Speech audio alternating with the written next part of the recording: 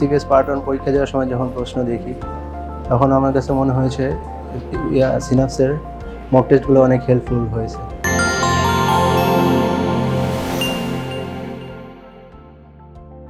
আমি ডক্টর ইমরান হোসেন। এবার ইএনটিতে CBS part 1 হয়েছে জানুয়ারি 2026 সেশনে।